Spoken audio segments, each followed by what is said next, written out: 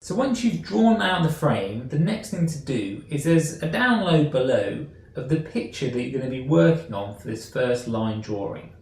Now ideally we'll be in a class setup and I'd lay out these drawings in such a way that you can't see all of them to start with. And this is because we're going to be looking at the drawing upside down. I've printed on it this way up, and if you've got anyone at home that can print it out for you and pass it to you exactly like this, with a couple of sheets of typing paper covering over it so you can't see any of the lines underneath, all you can see is a 1 to 2 inch gap at the top. What this forces you to do is just to look and observe the lines that are there rather than your logical side of your brain trying to label what it is.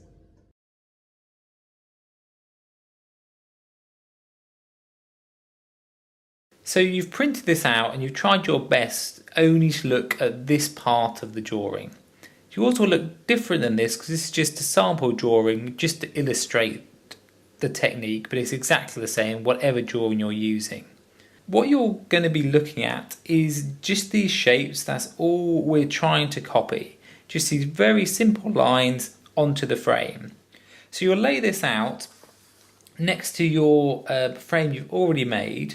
And this is exactly the same size as that on the printout, if you print it out straight from the download, so that now it's a lot easier for us to judge, to start to say, okay, what is this shape here? How far down is that from that? And to try and make a judgment with your eye to start to see where you're going to be starting from. So what you're just trying to do is to try and judge these shapes here to start off your drawing.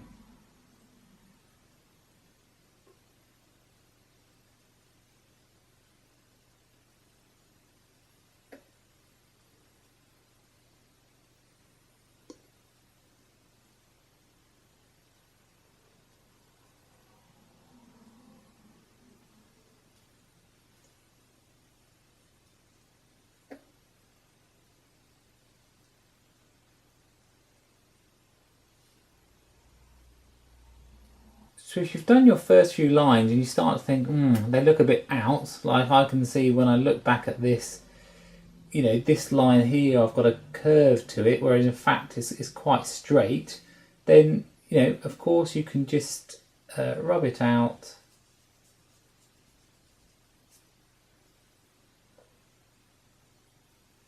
And then put that line in again. So I'm just using a plastic eraser that I've just sliced off a bit of the front with a knife, just so I've got a finer point to it rather than the rounded end. If you've got a square rubber, that'll be absolutely fine. You already have a point onto it.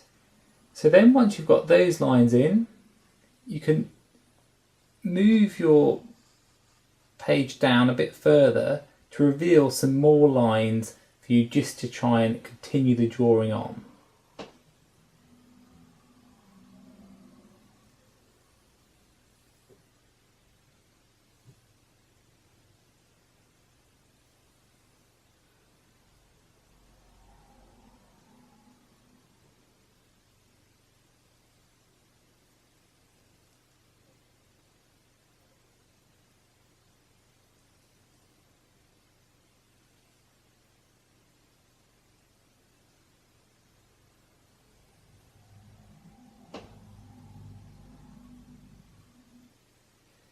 Now when I look across at my drawing that I'm doing here, again I can see this line, I've made that too curved, so I'm just going to change that.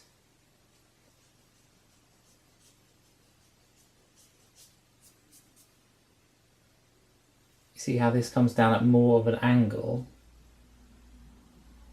and then it kicks out more. But what I've also done, and this is often a common problem when you're working this way, is these lines have gone down too far than the edge that I'm working to. So what you can always do is you can use another piece of paper or a ruler and work it across the area that you're working on to give you an edge to work to.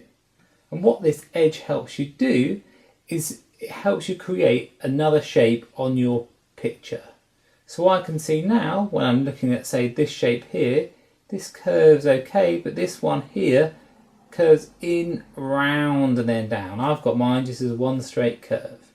What you'll notice as you start to draw and start to observe these things, often the first line that you put in is always going to change, because as soon as you start to look closer and closer at it, you'll notice things and you'll think, why didn't I see that to start with? You know, what was wrong? And it's just a way, the more you look at something, the more you begin to see it, and the more you start to make adjustments of what's there. So if you're working with a ruler and when you're moving down to the next section, say,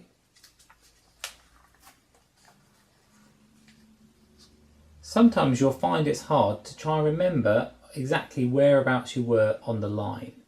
So what you can do if this becomes a problem is to, once you finish the section, draw a very light line where you were working and where you were working on your drawing. This can always be rubbed out later, but what it will help you to do when we then move down to the next section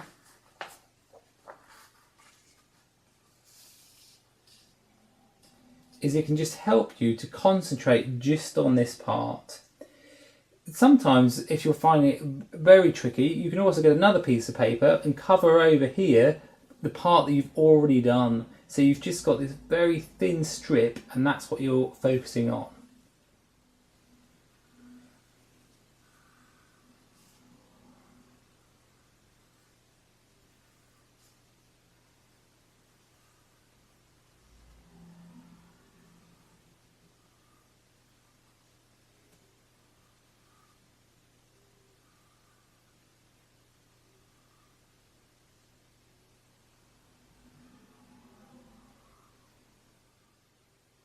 You can start to see how now, because you've got this frame, you can start to use the frame to judge the spaces that you've got for these shapes.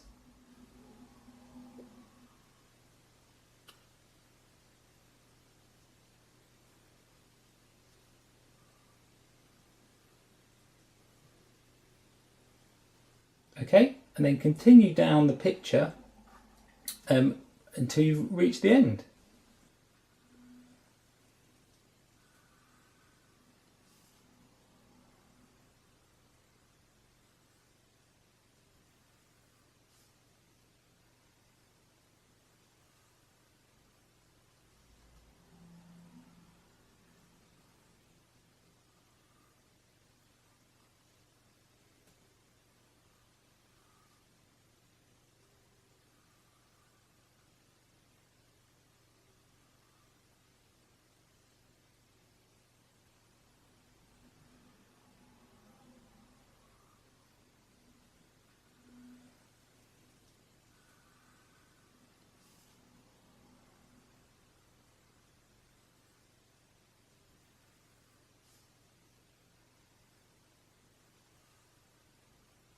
So now when you've got to this stage of your drawing and you can see the whole drawing upside down, it's often an idea just to have a look at the whole thing, just to see if there's anything that is putting your eye out that you could change. Of course, when I start to look at this, there's absolutely loads of things that are out, things that I can tweak, but it just gives you a general idea of it.